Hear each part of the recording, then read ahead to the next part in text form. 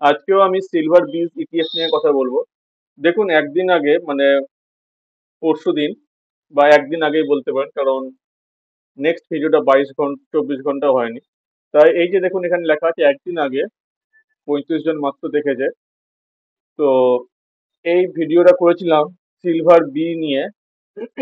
তার কারণ হচ্ছে সেই সময় এই ইটিএফ এর প্রাইসটা অনেকটা কম ছিল, এবং এর লেভেল কতটা হওয়া উচিত, মানে রেজিস্ট্যান্স বা সাপোর্ট কোথায় আছে, সেই নিয়েও কিন্তু আমি এই ভিডিওতে ডিটেল ডিসকাস করেছিলাম। তো তার পরের দিনই এই ইটিএফটা বাউন্স ব্যাক করে এবং 109 টাকা পর্যন্ত কিন্তু এর প্রাইস নেক্সট দিন পৌঁছে যায়। তো আজকে আমি এই ভিডিওটা নিয়ে আবার আমি ডিসকাস করতে চলেছি, মানে এই ইটিএফটা নিয়ে আবার আমি ডিসকাস করছি। তার কারণ দেখুন, তার কারণটা আপনারা প্রাইস দেখলেই বুঝতে পারবেন। সিলভার, SILVER, বিজ ইটিএফ। কারণ দেখুন, এখন এই মুহূর্তে প্রাইস চলছে 109 টাকা 96 পয়সা। কিছুক্ষণ আগে দেখুন 110 টাকা 35 পয়সা পর্যন্ত কিন্তু এর দাম উঠেছিল।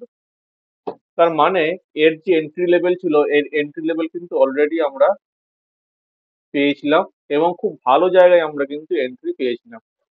এবারের এক্সিট লেভেল কি? দেখুন, আপনাদের আমি আগেই বলেছি এর এক্সিট লেভেল কিন্তু 111 টাকা 25 পয়সা বা 23 পয়সার কাছাকাছি।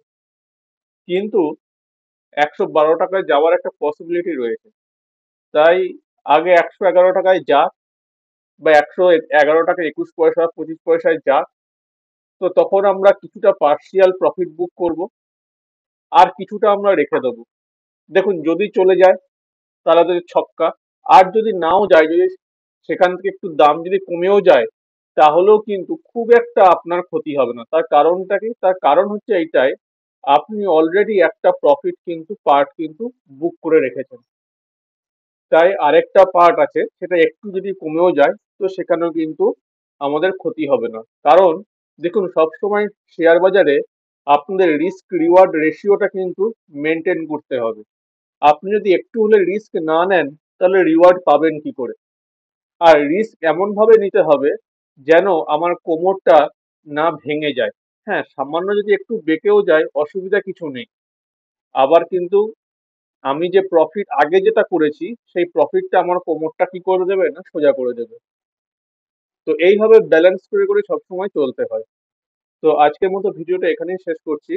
যদি ভালো লেগে থাকে তাহলে অবশ্যই ভিডিওটা লাইক করবেন, শেয়ার করে সবাইকে দেখার সুযোগ করে দিন, আর চ্যানেলটা সাবস্ক্রাইব করুন। আর যদি আপনাদের কোনো মতামত থাকে তাহলে কিন্তু অবশ্যই জানাবেন। ধন্যবাদ।